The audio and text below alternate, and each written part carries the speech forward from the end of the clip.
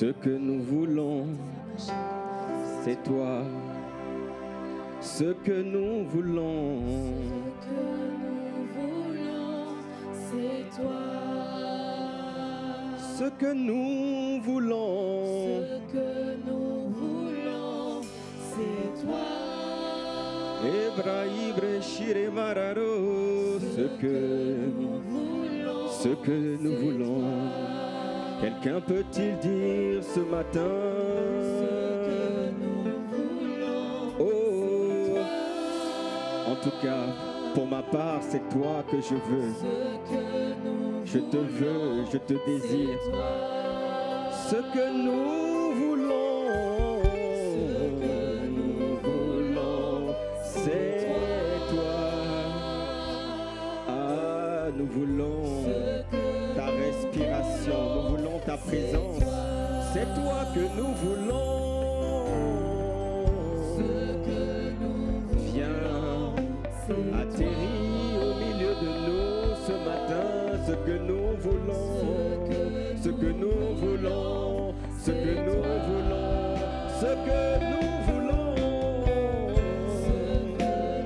Araba, yaraba, sekebre, shadamaro.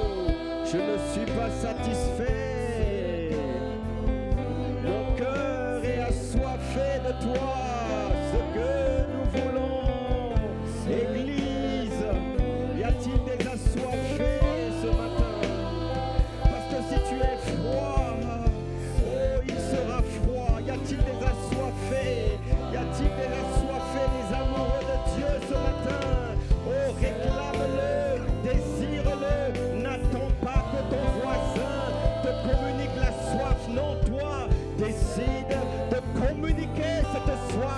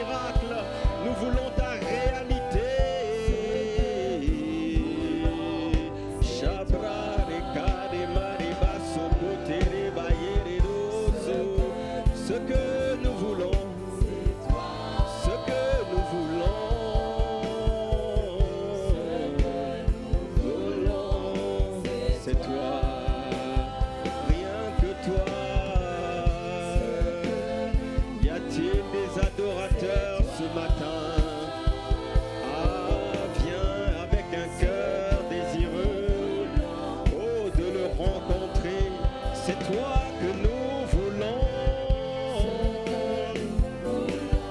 Ah, c'est toi que nous voulons. Aïe, aïe, aïe, aïe, aïe, aïe, aïe. Viens ôter les jougs ce matin. Viens libérer les fardeaux. Viens renverser les forteresses. Oh, s'il te plaît, ramène nos cœurs à toi, nos pensées vers toi. Nous voulons nous soumettre à ta volonté. Seigneur, nous te disons, nous voici, me voici, me voici. Oh, c'est toi. Élevons la voix en esprit, en esprit, en esprit. Les barreaux cialés, les borés bayaramare, si brayaramare, bayaramare. Une église amoureuse de toi, une église qui t'aime, une église qui te cherche, une église obéissante, une église qui fait ta volonté. Répands la soif de Dieu. Embrase nos cœurs, Seigneur. Et si quelqu'un était tiède ce matin, s'il te plaît, embrase nos cœurs. Nous, Seigneur, nous voulons l'embrasement du cœur, le feu divin. Embrase-nous, les marées, barrés, baillés, ratata. Brasikata, les marées. Ce que je veux, c'est toi. Libaro, bayakata, karamare. Shabaramare, basakata, kaparabaya. Ramassia, il a dit, venez à moi, vous tous qui êtes fatigués, chargés, et je vous donnerai du repos. Ce matin, viens à lui, et tu trouveras le repos pour ton âme, le repos pour ton cœur, et le repos de tous côtés, le repos qui vient de Dieu, le repos que le monde ne peut pas te donner.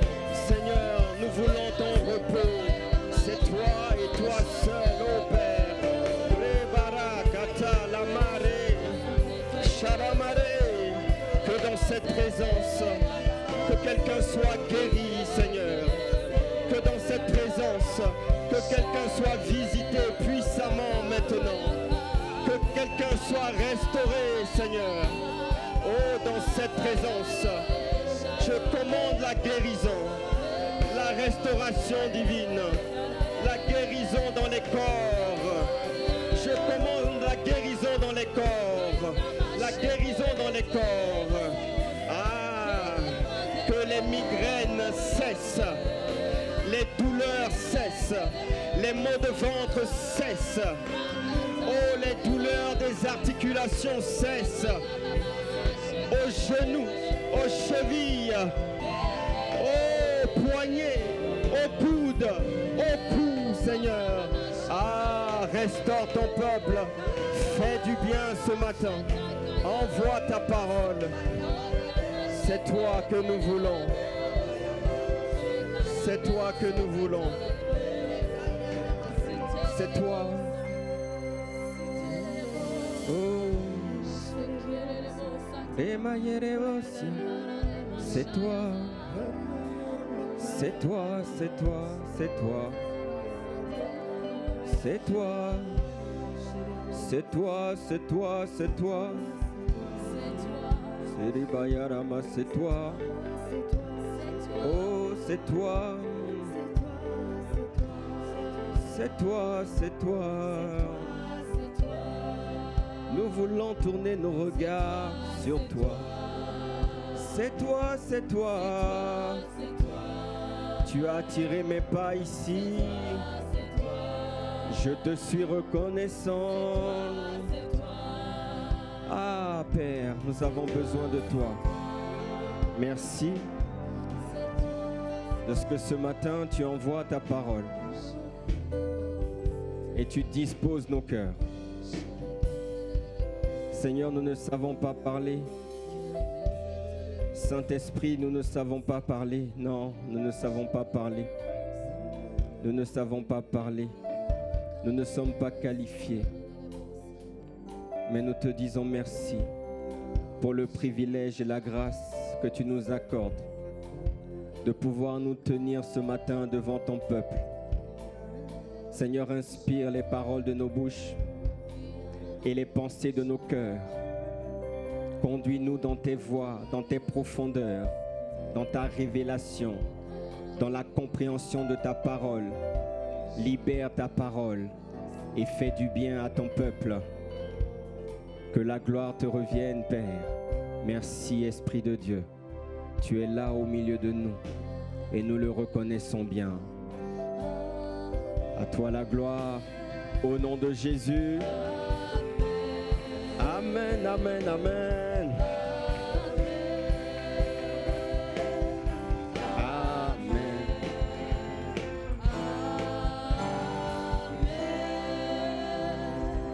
Alléluia. Alléluia. Gloire à Dieu. Est-ce qu'on peut prendre place? Prends place et salue encore ton voisin, ta voisine. Merci. Dis-lui ce matin, tu es la bonne personne, tu es au bon endroit.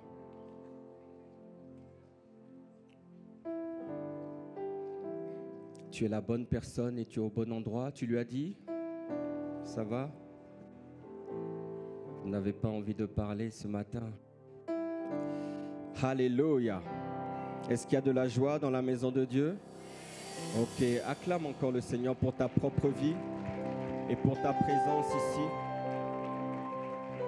Ta présence ici est déjà en soi une victoire. Le diable voulait t'empêcher ce matin de venir. Ce matin, il y a une petite voix qui t'a dit « Oh, tu es fatigué, reste à la maison, dors. » Mais tu as écouté une autre voix, celle de l'Esprit, qui t'a dit « Non, lève-toi, va à sa rencontre. » C'est le Saint-Esprit qui t'a attiré dans sa maison ce matin. Alléluia. Tu as fait le bon choix. Hier, nous avons eu les baptêmes. Et nous voulons encore rendre grâce à Dieu pour tous ces baptisés au nombre de 28. 28. Il se passe quelque chose. 28 candidats au baptême. Ah, magnifique. Magnifique. Et vous savez quoi? Il y avait un enfant de 8 ans. 8 ans.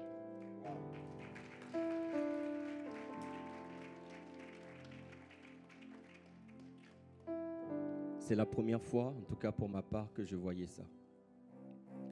Et pourtant, j'ai fait des baptêmes, j'en ai fait. C'est la première fois. Un enfant de 8 ans. C'est-à-dire qu'elle n'a pas encore passé sa première décennie. Waouh! Et elle comprend le sens de son engagement. Son père m'a dit qu'il lui a demandé à plusieurs reprises, tu es sûr, tu es vraiment sûr? Elle était sûre, déterminée. Il se passe quelque chose, les amis. Ouais. Dieu est en train il prend les enfants de plus en plus jeunes, de plus en plus tôt. Alléluia. C'est la puissance de Dieu qui est à l'œuvre. Il a dit, je répandrai de mon esprit sur toute chair. Waouh. En tout cas, c'était un moment formidable. 28 candidats. Nous avons eu une personne de Carcassonne et une autre personne d'Albi qui sont venus. Ouais. Alléluia. Amen. Nous voulons saluer aussi la rentrée des femmes. C'était hier. Elles ont eu un excellent moment ici. Ça a été annoncé, mais j'aimerais aussi donner mes encouragements pour le travail qui est fait. Et pour les femmes. Waouh, les femmes, elles sont... Vraiment, les hommes, il faut qu'on fasse comme elles. Mais on vient, on progresse. On progresse, il y a du mieux. Et je crois qu'en cette rentrée, nous allons aller, nous aussi, les hommes, de gloire en gloire. Notre rentrée, c'est pour bientôt également, mais nous saluons la rentrée des femmes. Que Dieu vous bénisse. Amen. Gloire à Dieu. Est-ce qu'on m'entend ce matin? Gloire à Dieu. Alors, depuis plusieurs semaines, nous sommes conduits par l'apôtre, donc l'apôtre de la famille ICC, le pasteur l'apôtre Ivan. Qui connaît l'apôtre Ivan? Non, je vérifie quand même, hein, parce que... Qui connaît? Bon, qui ne connaît pas l'apôtre Ivan? Bon, ça va. Donc, lui-même étant conduit par le Saint-Esprit, donc nous sommes en train de parler depuis plusieurs semaines de la soif de Dieu. Et je me dois de rester dessus. J'attends de voir la direction que l'apôtre va donner. C'est ça qui est... C'est pas toujours simple, hein? Parce qu'on doit rester dans le thème. Mais en même temps, on doit voir comment le Saint-Esprit conduit. On doit être à l'écoute de ce que dit l'apôtre. Et on doit venir amplifier ici ce qui est dit. Donc, aujourd'hui, je reste sur la soif. Il y a des choses que je vais répéter parce que ça ne sert à rien de courir. Donc, nous parlons de la soif de Dieu et Jésus lui-même a dit, Jean 7, 37, « Si quelqu'un a soif, qu'il vienne à moi et qu'il boive. Celui qui croit en moi, des fleuves d'eau vive couleront de son sein, comme dit l'Écriture. Il dit cela de l'Esprit que devaient recevoir ceux qui croiraient en lui, car l'Esprit n'était pas encore, parce que Jésus n'avait pas encore été glorifié. Jésus annonçait la venue de l'Esprit. Il annonçait les fleuves d'eau vive. Le Saint-Esprit il est illimité. Ce sont des fleuves qui t'arrosent. C'est comme les chutes du Niagara. Si tu te places en dessous, tu vas recevoir des tonnes, des déversements d'eau. C'est ça l'Esprit de Dieu. Et Jésus, avant de monter, avant de donner le relais, il a dit « Venez à moi si vous avez soif ». Et vous voyez, si nous insistons sur ce message, c'est parce que nous voulons engendrer un peuple qui est un peuple assoiffé de Dieu, un peuple amoureux de Dieu, un peuple des chasseurs du cœur de Dieu, autant au niveau des femmes que des hommes et que des enfants. Parce que vous le voyez, de plus en plus, les enfants sont concernés.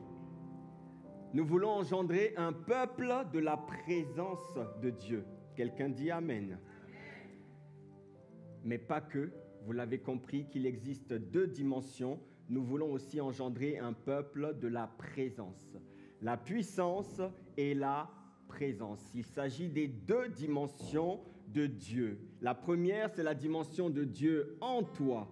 C'est la dimension où il vient te transformer. Il vient te donner un nouveau cœur. Il te communique un esprit nouveau. Il te remplit du fruit de l'esprit. Et ce fruit, c'est l'amour qui est répandu dans nos cœurs, dans ton cœur, par le Saint-Esprit. Ça, c'est la dimension de Dieu en nous. Il te transforme. Il fait de toi une nouvelle créature. Tu vois, l'ancien toi, celui qui était colérique, qui était nerveux, qui était menteur, qui était voleur, qui était impudique, celui-là, il est mort. Il ne vit plus. Celui-là, il a été crucifié. Où ça? À la croix. Quelqu'un dit Amen. Il a été crucifié, où ça? À la croix. Il te donne une nouvelle vie. C'est une nouvelle histoire qui commence. Ton passé est terminé. Tu tournes le dos. Et voici, toutes choses sont devenues nouvelles, dit la parole. Et la dimension de Dieu sur toi, sur toi. C'est la dimension de la puissance, c'est la dimension du revêtement, c'est la dimension de l'onction. Et nous avons besoin de cette dimension pour affronter ce monde des ténèbres. Ce monde est tenu par les ténèbres. Ce monde est tenu par les esprits méchants, les principautés, les autorités. Vous le savez, nous avons besoin de la puissance. Voilà pourquoi Jésus a dit dans Luc 4, 18, « L'Esprit du Seigneur est sur moi, parce qu'il m'a oint pour annoncer la bonne nouvelle aux pauvres. Il m'a envoyé pour guérir ceux qui ont le cœur brisé, pour proclamer aux captifs la délivrance et aux aveugles le recouvrement de la vue, pour renvoyer libres les opprimés. » Pour tout ça, il faut que l'Esprit vienne sur toi.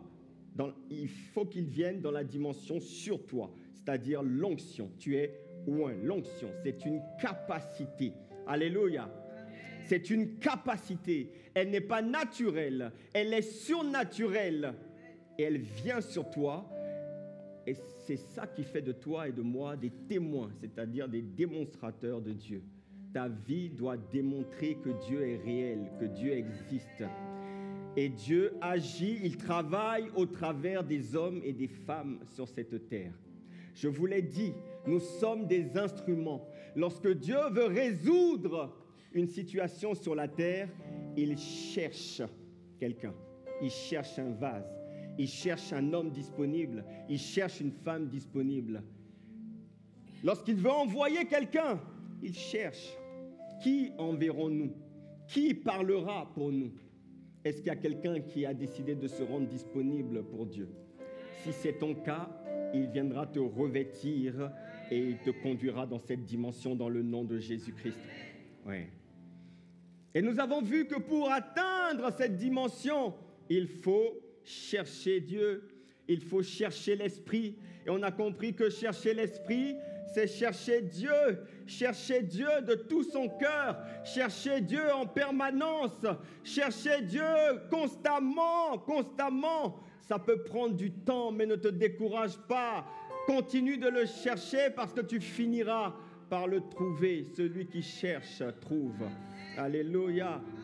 Jésus a dû attendre 30 années avant de commencer à manifester la puissance. Avant ces 30 ans, on n'entendait pas. Il n'avait pas d'impact. Ça a pris du temps. Mais j'aimerais te dire, si tu es comme beaucoup d'entre nous, et comme moi, je ne suis pas satisfait. Si tu n'es pas satisfait, si tu aspires à voir cette dimension de puissance, de miracles, de signes, de prodiges, t'accompagner, si tu veux voir des guérisons, alors ne te décourage pas.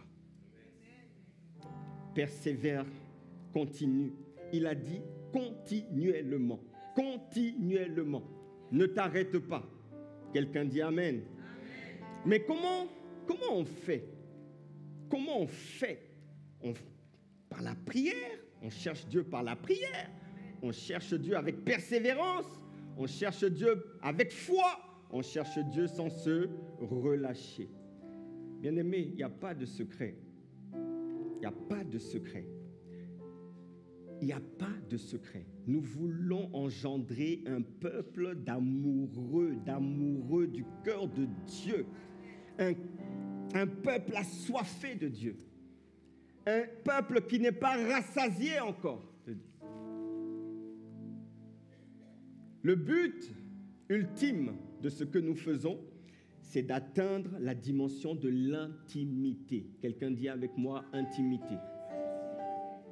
L'intimité avec le Père. L'intimité. La plus grande dimension de cette intimité, c'est la dimension de l'époux et de l'épouse. C'est la plus grande dimension. Parce que l'époux n'a pas de secret devant l'épouse. L'épouse n'a pas normalement de secret devant l'époux. L'époux se met à nu devant l'épouse. c'est la plus grande dimension. D'ailleurs, sur la terre, la dimension entre un mari et une femme, c'est le lien le plus puissant, le lien le plus fort qui puisse exister sur la terre. Plus fort, plus puissant que le lien filial, que le lien paternel, que le lien maternel. Bien-aimé, c'est ce lien du mariage. C'est après la première alliance, l'alliance que nous avons avec Dieu, la nouvelle alliance, c'est l'alliance du mariage. Et Dieu compare la relation ultime que nous devons avoir avec lui, avec cette relation de l'intimité qu'on peut avoir entre un époux et une épouse. C'est le but, c'est d'atteindre cette intimité où il n'y a plus de secret entre toi et Dieu. Cette dimension où plus rien n'est caché, où tu as accès à sa présence et tu entretiens cette relation. Je prie afin que ce soit ton cas et que tu rentres dans cette dimension. Quelqu'un me dit Amen. Oui. C'est la dimension où tu parles à Dieu et Dieu te répond et Dieu te parle. Matthieu 6, 6. Le titre de mon message, c'est simplement « Chercher Dieu dans son intimité ». Chercher Dieu dans son intimité. Chercher Dieu dans son intimité. Matthieu 6, 6. Quand tu pries, entre dans ta chambre, ferme ta porte et prie ton Père qui est là dans le secret, et ton Père qui voit dans le secret te le rendra. Alléluia. Ton Père qui est dans le secret te le rendra. Vous voyez, chercher Dieu ne peut se faire que par la prière.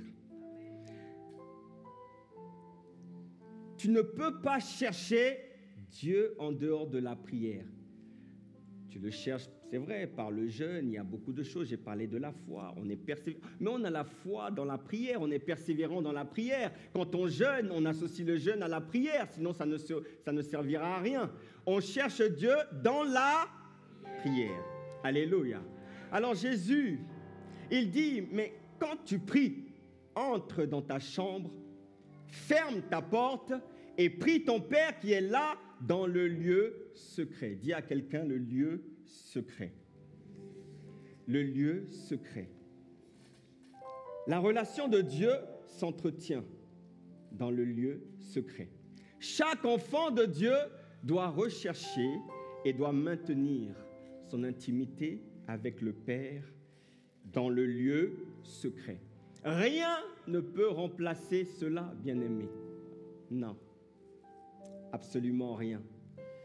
J'ai découvert que le lieu secret ne peut pas se prêter. Le lieu secret, c'est personnel. Le lieu secret ne peut pas se partager. Tu ne peux pas donner un bout du lieu secret. Le lieu secret, c'est entre toi et Dieu. Chacun doit cultiver son intimité avec le Père. Dis Amen. Les 48 heures de prière ici ne peuvent pas remplacer le lieu secret. APP que nous avons les vendredis ne peut pas remplacer le lieu secret. Bien-aimé, je suis en train de te donner une clé ce matin. Ton intimité.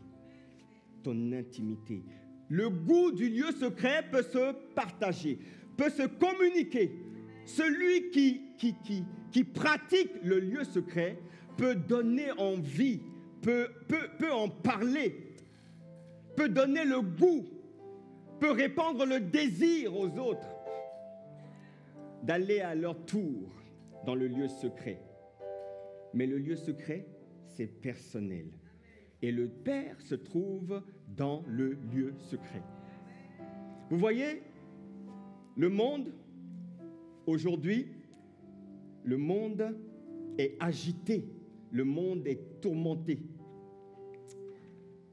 Il y a trop de bruit et pas assez de calme autour de nous. Trop de bruit, nous sommes en permanence bombardés, chaque semaine bombardés. Chaque semaine, l'actualité tourne. On est bombardé. Vous savez, je vous le dis, ne vous attendez pas à ce que les choses s'améliorent. Nous sommes dans un agenda qui s'accélère. Nous sommes prévenus. La Bible nous a informés d'avance. C'est ça la grâce que nous avons. Tu vois, lorsque tu connais la parole, lorsque tu lis les Écritures, tu peux connaître d'avance ce qui va se passer. Le monde va mal et le monde ira de plus en plus mal. Le Seigneur nous a prévenus. Les fléaux ne manqueront pas. Tu peux dire aïe. Les guerres et les bruits de guerre ne manqueront pas. Le mal va augmenter.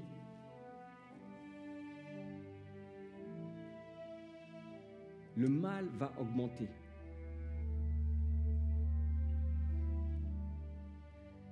C'est vrai que lorsque je regarde, lorsque j'écoute l'actualité, je constate que les crimes sont de plus en plus odieux, inqualifiables. Il y a des choses inimaginables, des choses qui nous choquent, qui nous sidèrent. Il n'y a pas de mots.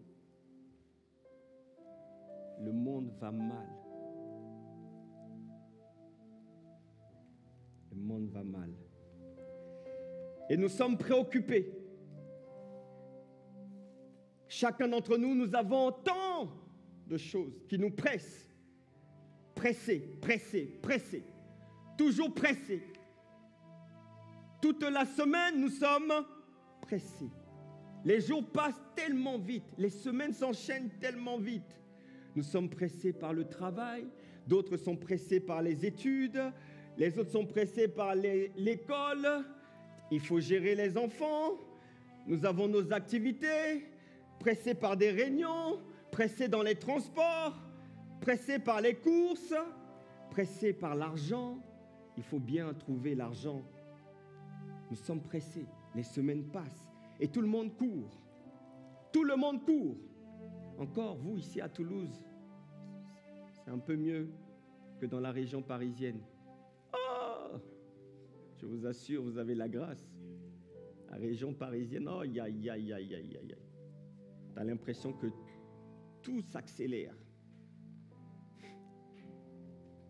Et quand on ne fait pas attention, on se laisse complètement aspirer par le système, aspirer par les occupations.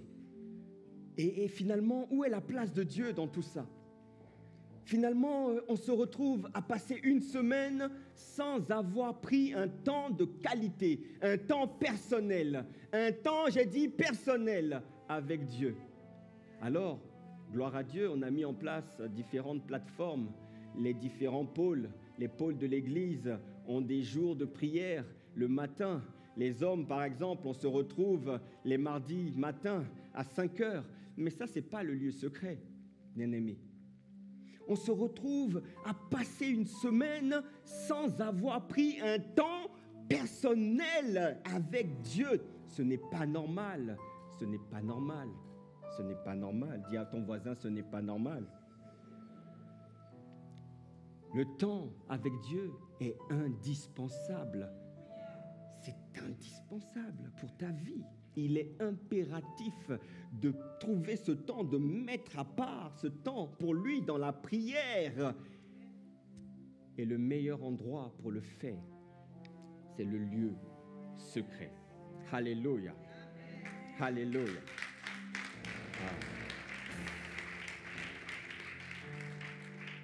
Le lieu secret, c'est lorsque tu lui consacres le temps, du temps.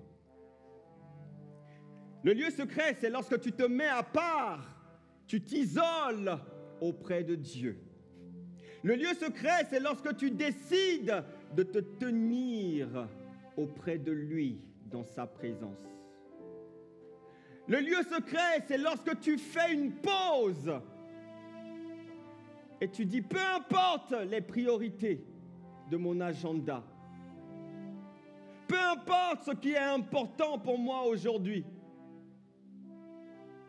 je vais faire une pause et je vais me tenir dans sa présence, auprès de lui, avec lui. Le lieu secret, c'est le temps que tu lui réserves, juste pour toi et lui. Quelqu'un me dit Amen. Uniquement entre toi et lui. Le lieu secret, c'est un endroit isolé, à l'abri des bruits, de l'agitation, des tourments, des sollicitations, des appels. Dans le lieu secret, on ne part pas avec son téléphone. Dans le lieu secret, on ne répond pas au téléphone. Qu'est-ce que c'est que ça? Quelqu'un qui rentre dans le lieu secret et qui continue à consulter ses SMS, ses mails, ou bien, pire encore, qui répond aux appels en disant « Oh, ça c'est un appel urgent. » Non, non, non, non, non. Il n'y a pas plus urgent que l'intimité avec le Seigneur. Alléluia.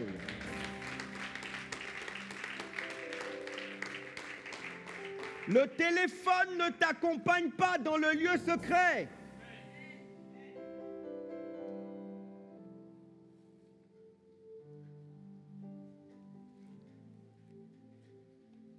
Tu te mets à l'écart. Quelqu'un dit Amen. Vous voyez, parfois dans un couple, c'est souvent à l'initiative de la femme. Elle vient souvent dire, chérie, ça serait bien qu'on prenne du temps ensemble, sans les enfants. Du temps ensemble. Vous voyez, c'est utile, c'est nécessaire. Le mot ici, qui traduit lieu, parle d'une chambre privée, parle d'une pièce à part. Vous voyez, les personnes auxquelles Jésus s'adressait comprenaient bien ce que Jésus disait, parce que dans leur culture, ils avaient l'habitude d'avoir ce genre de pièces, ce genre de chambre. Vous savez, des fois, dans certains films, vous voyez des pièces secrètes. Il y a comme un placard, hein, une armoire, et quand tu pousses le placard, ça s'ouvre et ça donne lieu à une pièce secrète. Hein? Vous connaissez ça, hein? Voilà. Ils avaient l'habitude d'avoir cette pièce un peu secrète dans leur culture. Donc, lorsque Jésus leur parlait, ils comprenaient. Il s'agissait de se mettre vraiment à part. C'est pas simplement, tu sais, ta voiture, tu peux prendre du temps dans ta voiture. Tu peux prendre un moment dans ta voiture pour chercher la présence de Dieu. Mais ça, c'est pas le lieu secret. Tu vois, ça, c'est pas le lieu secret. Tu peux t'isoler dans les toilettes pour chercher l'intimité. Ça, c'est pas le lieu secret. C'est pas le lieu secret. Il y a des endroits qui ne sont pas les lieux secrets. Tu vois, c'est un espace que tu mets, qui est si possible consacré, qui est si possible mis à part. En tout cas, un endroit où tu peux t'isoler. Le métro, le bus n'est pas un lieu secret. Il y en a qui cherchent la présence de Dieu dans le métro. Tu n'as jamais le temps et c'est dans le métro. Ah, j'ai 30 minutes de parcours. Là, pendant les 30 minutes, je vais chercher Dieu. Laisse tomber. Ça, ce n'est pas le lieu secret. Ce n'est pas le lieu secret. Matthieu 14, 23 dit, « Quand il eut renvoyé, il monta sur la montagne pour prier à l'écart. Et comme le soir était venu, il était là seul. » Vous voyez, non seulement on s'isole, mais on est seul. On est seul. On est seul. Ça ne se partage pas. Tu ne peux pas dire... Apé Ruben, viens, on va aller dans le lieu secret, toi et moi. Non. Le lieu secret, c'est personnel. Monsieur et madame peuvent aller dans le lieu secret. Oui. Tu vois, Jésus, qui est l'exemple, le modèle que nous devons suivre, il se mettait à l'écart et il était seul. Matthieu 14, 13 dit, à cette nouvelle, Jésus partit de là dans une barque pour se retirer à l'écart dans un lieu désert. Et comme la foule le suivait toujours, c'était compliqué pour lui. Il devait s'isoler, mais la foule l'ayant su, ils sont sortis et ils l'ont suivi. Vous voyez ici, en fait, ce que je suis en train de dire, c'est de regarder que Jésus est toujours dans cette volonté, ce désir de se retirer et d'aller seul, à l'écart, dans la présence de Dieu. Jean 6, 15, et Jésus, sachant qu'ils allaient venir l'enlever pour le faire roi, se retira de nouveau sur la montagne, lui seul. Bien-aimé, il va falloir, si tu as cette soif, si tu veux atteindre cette intimité, si tu veux le rencontrer, si tu veux vivre cette dimension de la présence et la dimension de la puissance de Dieu, il va falloir que tu te mettes aussi à l'écart, que tu t'isoles et que tu ailles le chercher, passer du temps avec lui dans le lieu secret. Alléluia. C'est là qu'on entre dans l'intimité véritable avec le Père. C'est là où tu es tout seul et ton attention est donc portée sur lui et lui seul, personne d'autre. Voyez, dans le lieu secret, c'est le lieu de la rencontre. C'est le lieu où tu apprends à le connaître davantage, à connaître qui il est, connaître son cœur, ses attributs, ses qualificatifs. C'est le moment où tu apprends à l'apprécier. Quelqu'un dit Amen. Le lieu secret, c'est lorsqu'on s'approche de Dieu. Jean 4, 8 dit, approchez-vous de Dieu et il fera quoi? Il s'approchera de vous. Approchez-vous. Donnez l'occasion à Dieu de s'approcher de vous. Approchez-vous, les amis. Approchez-vous. Ne laissez pas le temps vous gérer. C'est à vous de gérer le temps. Qui a déjà passé une semaine, c'est-à-dire on part de dimanche et on revient à dimanche sans avoir pris, j'ai dit, un temps personnel, qualificatif, un temps de qualité, un temps de qualité. Quantité aussi, parce que c'est important, pas juste 5 minutes, mais qui a déjà passé une semaine à cause des occupations, de l'agenda tellement chargé, sans avoir pris ce temps de qualité. À qui c'est déjà arrivé? Voyez, c'est la réalité. Nous sommes tous concernés. Approchez-vous, afin qu'il s'approche. Dans le lieu secret, donc, on apprend à le connaître, on apprend à l'apprécier, on apprend à le contempler. Oui. Et c'est ce que David dit dans le psaume 27, 4. Il dit, je demande à l'Éternel une chose que moi je désire ardemment. Je voudrais habiter toute ma vie dans la maison de l'Éternel. Pour faire quoi? Pour contempler la magnificence, la beauté, la grâce, les délices de l'Éternel et pour admirer son temple. Quelqu'un dit Amen. J'aime bien la version du semeur qui dit « J'ai présenté à l'Éternel un seul souhait, mais qui me tient vraiment à cœur. » Est-ce que cela te tient à cœur ce matin? Je voudrais habiter dans la maison de l'Éternel tous les jours de ma vie, afin d'admirer l'Éternel dans sa beauté. Waouh! Et de chercher à le connaître dans sa demeure.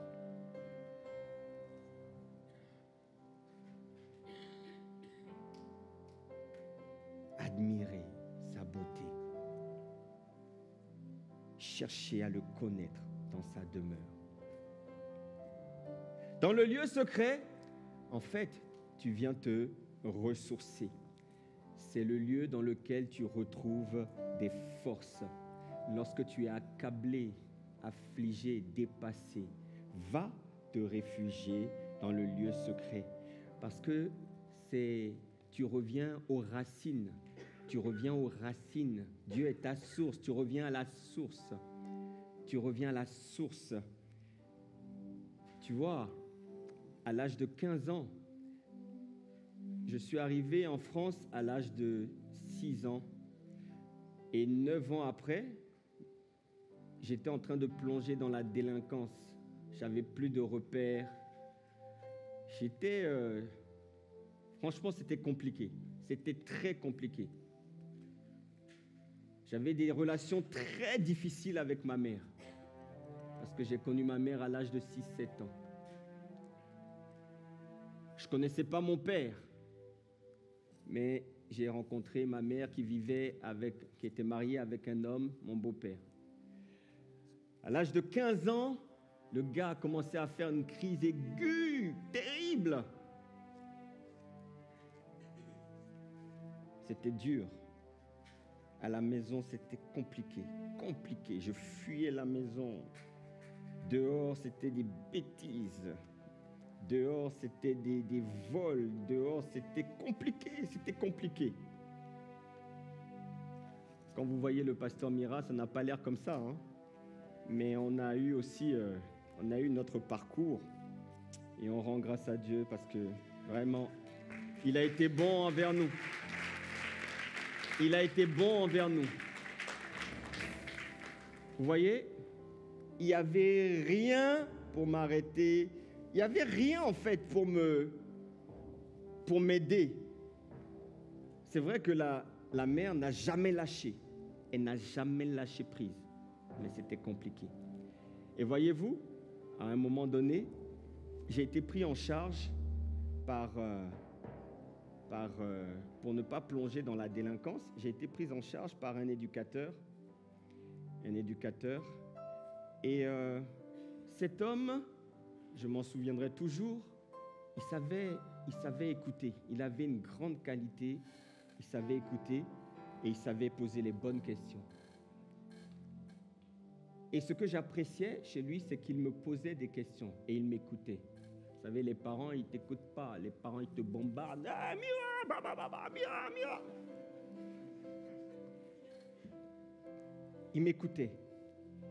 Et c'est là qu'il a discerné qu'il fallait, pour moi, après 9 ans, où j'avais été complètement déraciné, moi, je vivais dans la maison familiale. Le visage maternel, c'était ma grand-mère. Le visage paternel, c'était mon oncle et mon grand-père. Donc, c'était ça mon environnement. J'étais dans la maison familiale, la cour familiale, je connaissais que ça. Donc, 9 ans à l'étranger, 9 ans en France, il a discerné, c'était la réalité en fait. C'était la réalité. Et il a fallu que je reparte. Ils m'ont financé un voyage, c'était la première fois. Après 9 ans, je suis reparti en Afrique, dans mon pays. Et c'est là que, pour la première fois, je rencontrais, en fait, je n'avais pas le souvenir. Il paraît que je l'avais déjà vu petit, mais je n'avais plus le souvenir. D'ailleurs, en arrivant à l'aéroport, il a envoyé un de ses amis qui était commissaire, donc, et qui pouvait venir au pied de l'avion. Et quand je descends, je ne connaissais tellement pas mon père que j'ai dit au monsieur « Bonjour papa ». Et il m'a regardé, il dit « Non, c'est pas moi ton père. Ton père, il est là-bas, tu vas le rencontrer. » Non, mais pour vous dire, vous savez, à l'époque, il n'y avait pas Internet, tout ça. Là. Je n'avais pas de photo de lui. Je ne connaissais pas le visage paternel. Donc, il fallait un retour aux sources. Et bien aimé, le souvenir que j'ai, c'est que ce voyage ce voyage est gravé dans mon esprit jusqu'aujourd'hui. Parce que j'ai été vraiment ressourcé. Ce père que je ne connaissais pas, je l'ai découvert. Ce pays que je ne connaissais pas, tous ces souvenirs que j'avais laissés sur place, ça m'a permis de reconnecter avec tout ça. Et lorsque je suis revenu, en fait, les choses ont commencé à changer. J'avais été ressourcé. Et c'est la même chose dans le lieu secret. Tu reviens aux sources dans la présence de celui qui t'a créé à son image. Il est esprit, tu es esprit. Celui qui te communique sa vie, tu viens pour te ressourcer. La Bible dit dans le psaume 36, 10, « Car auprès de toi est la source de la vie. Par ta lumière, nous voyons la lumière. Auprès de toi se trouve la source de la vie. » Quelqu'un dit Amen. Vous voyez, pour aller encore plus loin, je vous dirai une chose.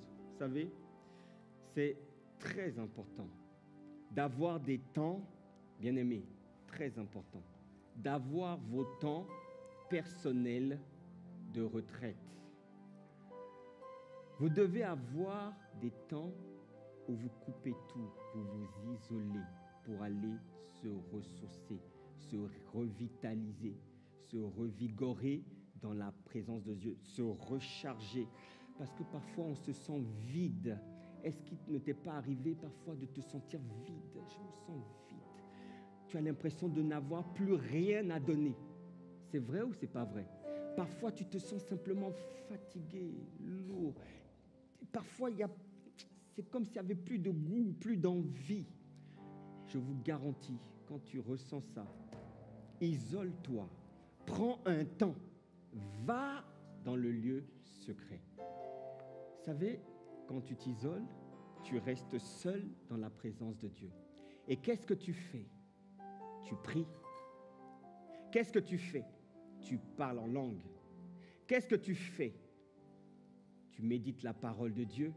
Qu'est-ce que tu fais? Tu te reposes, tu dors. Qu'est-ce que tu fais? Tu te lèves. Qu'est-ce que tu fais? Tu pries. Qu'est-ce que tu fais? Tu parles en langue. Qu'est-ce que tu fais? Tu médites la parole. Qu'est-ce que tu fais? Tu dors.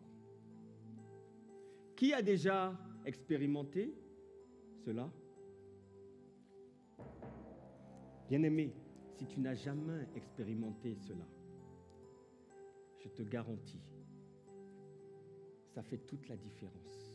Quand tu sors de là, tu as l'impression de ne plus être la même personne.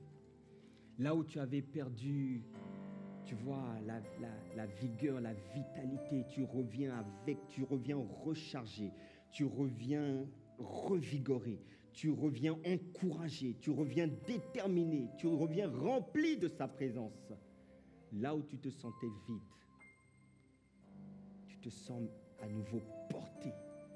Tu as de nouveau envie. Tu vois, c'est quelque chose que tu devrais faire. Pas une fois dans l'année, une fois par trimestre. Une fois par mois, ce n'est pas évident, mais une fois par trimestre, 2-3 jours à l'écart. Parfois, c'est bien d'aller à l'hôtel, mais vraiment de s'isoler. C'est comme ça qu'on rentre dans l'intimité de Dieu. Quelqu'un dit Amen. Tu restes au calme, tu te reposes. Ça permet en même temps de se fortifier simplement, de reposer le corps. Et c'est important. Alléluia. Alléluia. Est-ce que vous êtes là ce matin? Voyez, se ressourcer. Jésus nous montre aussi que Jésus lui-même pratiquait en fait cela. Et en fait, il le fait, pourquoi? Parce Jésus il est un avec le Père. Il est en communion. Il dit, moi et le Père, nous sommes un.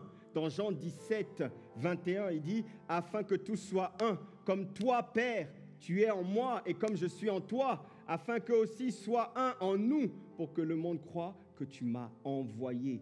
Ils étaient un. Ils étaient un. Voilà pourquoi ils se retiraient toujours pour établir cette communion. Dans cette communion, bien-aimé, tu trouves ce qu'on appelle la paix de Dieu. Quelqu'un dit Amen. La paix, la paix. La paix, c'est le remède contre les inquiétudes, contre les angoisses. Parce que vous voyez, il y a deux catégories souvent de chrétiens. Il y a deux catégories d'enfants de Dieu. Il y a ceux qui ont le cœur constamment en paix. Ça, c'est mon cas. Mon cœur est en paix, même au milieu de la tempête. Je prie que cette grâce vienne sur toi aussi et que tu demeures calme en tout temps. Calme, calme. Et puis, il y a aussi ceux qui sont toujours tourmentés, toujours stressés, toujours angoissés, toujours. On a beaucoup de gens comme ça. Je crois que la différence entre ces deux catégories, c'est la prière, c'est la dimension de l'intimité. Quand tu es intime avec Dieu, je te garantis, tu ne peux pas être agité à l'intérieur. Il y a une paix qui s'installe en toi. Un homme de prière se remarque dans les saisons difficiles de la vie, dans les situations douloureuses de la vie, parce qu'il garde une certaine maîtrise de soi. Il ne se laisse pas aller à toute forme d'agitation. Non, il reste serein, il reste calme. Philippiens 4, 6 dit, ne vous inquiétez de rien, mais en toute chose, faites connaître vos besoins à Dieu par des prières et des supplications avec des actions de grâce. Vous savez, dans l'intimité de Dieu, l'une des prières les plus efficaces, c'est la prière de supplication. Alléluia. Quand tu te retires, bien-aimé, cette clé, bien-aimé, elle est redoutable. Tu te retires pour faire monter vers lui tes supplications. La supplication, c'est ce qui rend l'inaccessible accessible. La supplication rend l'impossible possible. Ah, la supplication, c'est puissant. Et quand tu es dans le lieu secret, il n'y a pas meilleur endroit pour faire monter vers Dieu les supplications. Je te vois rentrer dans cette dimension, bien-aimé. Tu vois, il faut que toi et moi, nous puissions faire partie de ces hommes et ces femmes qui ont refusé d'admettre les verdicts d'impossibilité. Tu vois, on a dit que dans ta famille, cela n'était pas possible. Dans ta destinée, dans ton histoire, dans ta nation, dans ton foyer, dans ton église. Tu vois, il y a toujours des limitations où on dit ça, c'est pas possible. Ça, tu n'y arrives. On a dit ton mariage va échouer. On a dit non, tu ne te marieras même pas. On a dit, toi, c'est là, tu seras pauvre et tu vas demeurer pauvre parce qu'il y a un esprit de pauvreté dans cette famille. Ça a traversé chaque génération et ça va aussi t'atteindre. Vous savez, il faut que le peuple de Dieu devienne un peuple qui refuse tout ce que Dieu n'a, tout ce qui n'est pas de Dieu, tout ce qui n'est pas dans la parole de Dieu, tout ce que Dieu n'a pas promis.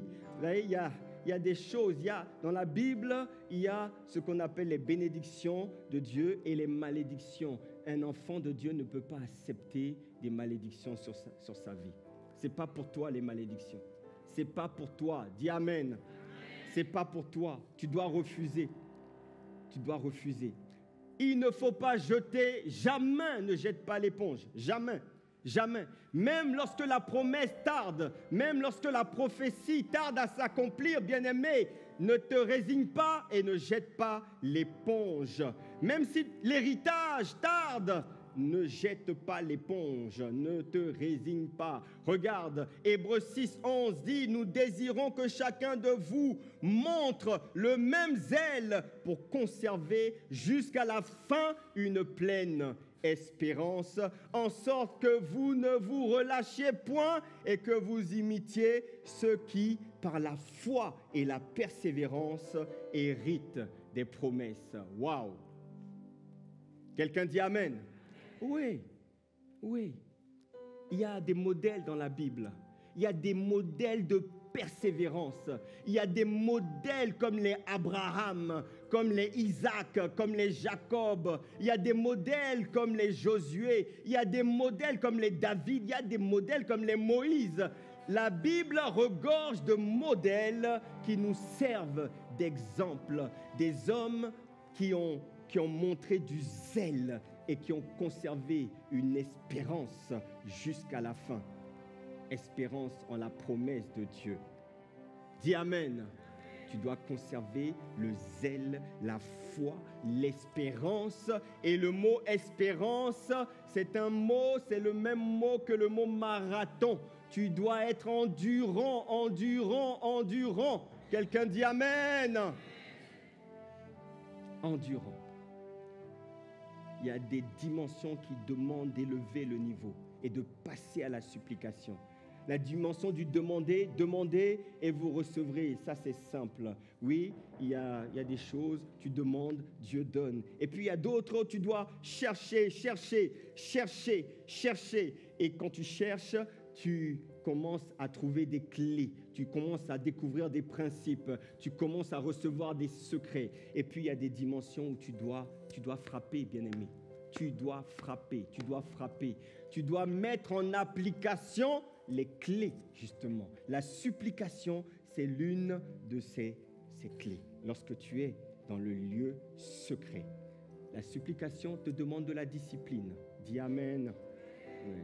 Il te faudra beaucoup moins de distractions et beaucoup plus de discipline. Dormir plus tôt et se réveiller la nuit. Il y a une grâce qui accompagne les prières nocturnes. C'est la nuit que tout se passe, bien-aimé. Ne viens pas prier à 10h, à 11h. Ça y est, c'est fini, c'est trop tard, c'est la nuit. Tu es en retard, tu vois. C'est la nuit, lève-toi la nuit. Ça demande de te discipliner, couche-toi plus tôt. Mais s'il te plaît, cultive ça. Tu vois, si tu mets en place cette habitude, elle finira par s'installer et tu n'auras plus de difficultés. Parfois même le réveil ne sonnera pas que 5 minutes avant tu seras debout. C'est ça.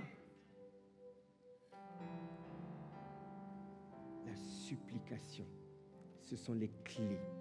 Ça demande parfois de la privation. Ça demande de se faire violence. Il faut rentrer dans cette dimension de je frappe.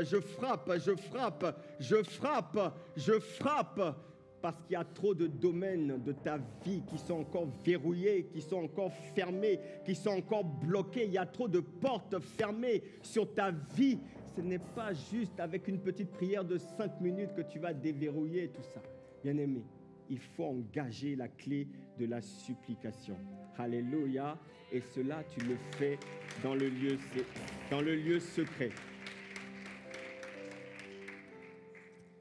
Je suis en train de terminer. Jésus nous a donné cette parabole dans Luc 18, 1. La Bible dit, Jésus leur adressa une parabole pour montrer qu'il faut toujours prier, ne point se relâcher. Il dit, il y avait dans une ville un juge qui ne craignait point Dieu et qui n'avait d'égard pour personne. Il y avait aussi dans cette ville une veuve qui venait lui dire « Fais-moi justice de ma partie adverse ». Pendant longtemps, il refusa, mais ensuite il dit en lui-même « Quoique je ne craigne point Dieu et que je n'ai d'égard pour personne, néanmoins, parce que cette veuve m'importune, je lui ferai justice, afin qu'elle ne vienne pas sans cesse me rompre la tête. » Le Seigneur ajouta, « Entendez ce que dit le juge inique, et Dieu ne fera-t-il pas justice à ses élus qui crient à lui jour et nuit, jour et nuit. Bien-aimés, jour et nuit. Et tardera-t-il à leur égard? Je vous le dis, il fera promptement justice, mais quand le Fils de l'homme viendra, trouvera-t-il la foi sur la terre? Alléluia. Voyez, cette parabole, elle parle de l'endurance, de la persévérance et de la prière d'instance, de supplication. Vous voyez, c'est la seule prière au sujet de laquelle Dieu déclare qu'il va toujours exaucer. Il va toujours exaucer. Il va toujours exaucer. Dieu ne fera-t-il pas justice à ses élus qui crient à lui jour et nuit? La prière de supplication. Vous voyez, ce n'est pas une prière où tu viens demander à Dieu, oh Dieu, pitié, aie pitié, aie pitié, aie pitié. Ce n'est pas une prière d'apitoiement, ce n'est pas une prière de lamentation, d'accablement. Oh Dieu, je t'en supplie, oh je t'en supplie, je t'en supplie. Non, non, non, non, ce n'est pas ça, bien-aimé, parce que vous, c'est ce que vous allez faire. Ah, supplication, oui. Seigneur, je t'en supplie, je t'en supplie, je t'en supplie. Ce n'est pas ça. C'est pas ça. Dis à ton voisin, c'est pas ça. C'est pas ça. La prière de supplication, c'est plus que ça. C'est plus que ça. Voyez, Jésus ne donne pas cette parabole pour rien. La prière de supplication, elle s'adresse à Dieu qui prend la casquette maintenant de juge, Il prend la casquette de juge parce que vous savez que Dieu est un juste juge. Il est le juste juge. Et lorsqu'on lui adresse les prières de supplication, on doit les adresser au juste juge. La prière de supplication demande justice. Elle réclame justice. Elle réclame ton droit. Quelqu'un dit Amen. Qui a déjà saisi la justice ici? On saisit la justice quand on estime que nos droits n'ont pas été respectés, qu'on estime qu'on a subi des préjudices, etc. Donc, on fait appel à la justice. Vrai ou pas vrai? Un jour, alors c'est pas nous qui avons attaqué, on a été attaqué par une société qui ont été très malhonnêtes parce on s'était entendu, on avait eu un accord, mais verbal. Tu vois, ne faites jamais un accord verbal. Ne faites pas ça. D'accord? Et envoyez toujours des mails confirmés, envoyez des courriers recommandés. Parce qu'on avait convenu de résilier le contrat, et donc en bon terme. Et ils nous ont dit, oui, c'est bon, écrivez la lettre de rupture, et donc on va arrêter le contrat sur la base de ce qu'on s'est dit verbalement. Dès qu'on a écrit la lettre, ils nous ont attaqués sur la base du contrat, justement le contraire de ce qu'on a dit. Ils nous ont attaqués. Terrible. Qu'est-ce qu'on a dû faire? On a dû aussi se prendre un avocat et se défendre, parce qu'on a estimé que nos droits, que nos intérêts étaient menacés, et que cette société voulait nous causer un préjudice. Quelqu'un me dit Amen. Donc, lorsqu'on va à la justice, c'est parce qu'on estime qu'on a un préjudice. Il y a un tort pour lequel on veut demander une réparation. C'est vrai ou c'est pas vrai? On veut demander une réparation. Et donc, la prière de supplication, c'est vraiment ce qu'on fait. On demande réparation. Mais pour le faire, il est nécessaire, il convient de connaître Dieu. Il convient de connaître Dieu. Il est nécessaire de connaître qui il est, comment il fonctionne, comment il est, sa nature. Il faut connaître Dieu. Sinon, tu ne sauras pas quoi venir lui dire. Vous savez, il y a des choses qui sont à toi. Il y a des choses que Dieu a réservées pour toi. Il y a des choses légalement, qui sont à toi, mais si tu ne le réclames pas, si tu ne le demandes pas, tu ne le recevras pas automatiquement, ni systématiquement, ni forcément. Est-ce que quelqu'un comprend de quoi je parle? Parfois, il faut réclamer, sur le plan naturel comme sur le plan spirituel. Il faut réclamer ce qui est à vous. Il faut réclamer ce qui vous appartient. Encore faut-il connaître ce qui t'appartient. Voilà pourquoi, si tu veux être efficace dans la prière de supplication, bien-aimé, il va falloir que tu ailles voir, chercher dans la parole de Dieu ce qui est à toi. Quelles sont les promesses que Dieu t'a faites? Quel est ton héritage? Qu'est-ce qu'il a prévu pour toi? Parce que c'est sur cette base qu'on engage les prières de supplication. Souvent, on croit que la supplication, c'est simplement venir là et couler des larmes. Oh Seigneur, vois, aie pitié. Non, ça, ce sont des prières de pitié. Dieu n'a pas pitié. Dieu a compassion. Quelqu'un dit Amen. Il y a des choses qu'il faut aller réclamer. Sur le plan naturel, lorsqu'on attrape quelqu'un qui a causé du tort à une autre personne, vous voyez, souvent les policiers demandent à la personne, à la victime, déposer plainte. Porter plainte. Sinon, on ne pourra pas le poursuivre. On ne pourra pas engager une procédure contre lui. Est-ce que quelqu'un voit de quoi je parle? Sur le plan spirituel, la prière de supplication nécessite, bien-aimé, que tu ailles regarder quels sont tes droits, quelles sont les promesses, quel est l'héritage. C'est sur cette base que tu viens devant Dieu en lui disant, Seigneur, dans ta parole, voici ce que tu as promis. Tu as promis que je ne serai pas à la queue, mais que je serai à la tête. Tu as promis que je serai en haut et jamais en bas. Voilà ici qu'on veut me mettre en bas, Seigneur, sur la base de ce que tu as dit, de ce que tu as déclaré dans ta parole. Là, tu peux dire, je te supplie sur la base de cela. Agis maintenant, agis, je t'en supplie. Alléluia. Alléluia. Mais il est important de connaître Dieu. Et je suis en train de terminer. Tu dois connaître Dieu. Tu dois connaître les caractères de Dieu, les attributs de Dieu, le cœur de Dieu. Lorsque tu as besoin de protection, tu dois connaître ce que Dieu dit au niveau de la protection. Lorsque tu as besoin de la victoire dans un domaine particulier, mais qu'est-ce qu'il dit au niveau de la victoire? C'est ça le travail que tu dois faire, bien-aimé. Va, prends le temps, va, nourris-toi, va chercher dans la parole. Et sur la base de cette parole, tu peux maintenant aller dans le lieu secret et présenter. La prière de supplication, bien-aimé, c'est la prière à laquelle le Seigneur promet une réponse systématique. Mais c'est une clé que nous ne savons pas appliquer. Nous appliquons mal. Pourquoi? Parce que nous ne connaissons pas assez Dieu. Et nous n'allons pas chercher ses promesses dans la parole. Il faut aller chercher ses promesses pour pouvoir plaider par des prières, des supplications. Quelqu'un dit Amen. Connaître son cœur. Je suis en train de terminer les chants. Connaître le cœur de Dieu. Vous pouvez monter?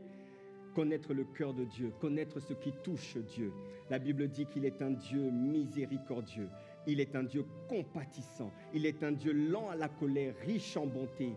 Ah, mais quand tu viens plaider, tu peux lui rappeler cela. Oh mon Dieu, ta parole dit, elle déclare que tu es un Dieu miséricordieux. Tu es un Dieu compatissant. S'il te plaît, exerce ta miséricorde à mon endroit. Exerce ta compassion envers moi. Je sais que tu es lent à la colère. Ne tiens pas compte, ne me tiens pas rigueur de mes manquements. Tu es lent à la colère. Tu es riche en bonté. Quand Moïse voulait voir la gloire de Dieu, il voulait découvrir tellement Dieu, il a demandé, Seigneur, je veux voir ta gloire. Et Dieu s'est manifesté, Dieu est passé derrière lui. Et c'est à ce moment-là que Moïse aussi, il a eu la même révélation, il a connu Dieu dans ses attributs. Et c'est là dans Nombre 14, 17, il dit, maintenant que la puissance du Seigneur se montre dans sa grandeur, comme tu l'as déclaré en disant, l'Éternel est lent à la colère et riche en bonté. Il pardonne l'iniquité et la rébellion, mais il ne tient point le coupable pour innocent. Et il punit l'iniquité des pères sur les enfants jusqu'à la 3e génération et la 4e génération. Pardonne l'iniquité de ce peuple selon la grandeur de ta miséricorde, comme tu l'as ordonné à ce peuple depuis l'Égypte. Bien-aimé, il va falloir pour toi, si tu veux atteindre, si tu veux aller dans cette dimension de l'intimité avec Dieu, va falloir aller fouiller dans la parole de Dieu, connaître les promesses qui sont associées à tes besoins. qui sont associés à ta destinée. Qu'est-ce que Dieu dit dans ce domaine? Qu'est-ce que Dieu dit? Tu dois aller regarder, apprendre à connaître, à découvrir le cœur de Dieu, sa manière de fonctionner dans la parole. Et ensuite, tu pourras te tenir dans le lieu secret et plaider par des prières, des supplications. C'est la seule prière, bien-aimé, où Jésus a promis, il a promis que Dieu exaucera ce type de prière. Je prie que chacun d'entre nous, nous puissions comprendre ces choses et que nous puissions rentrer encore dans une autre dimension de l'intimité avec Dieu. Est-ce qu'on peut se lever, se tenir debout dans sa présence?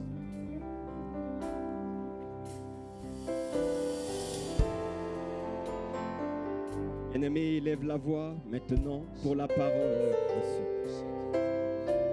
Élève la voix pour la parole reçue.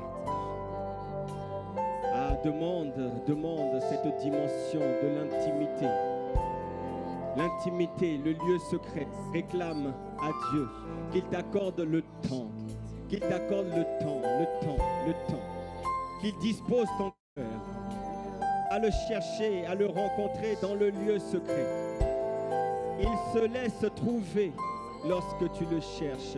Et le meilleur endroit pour le chercher, c'est le lieu secret. Décide maintenant, d'avoir ton lieu secret, d'avoir ce temps où tu fais silence, ce temps où tout s'arrête, ce temps où tu te mets à part, ce temps où tu t'isoles, comme Jésus pouvait s'isoler.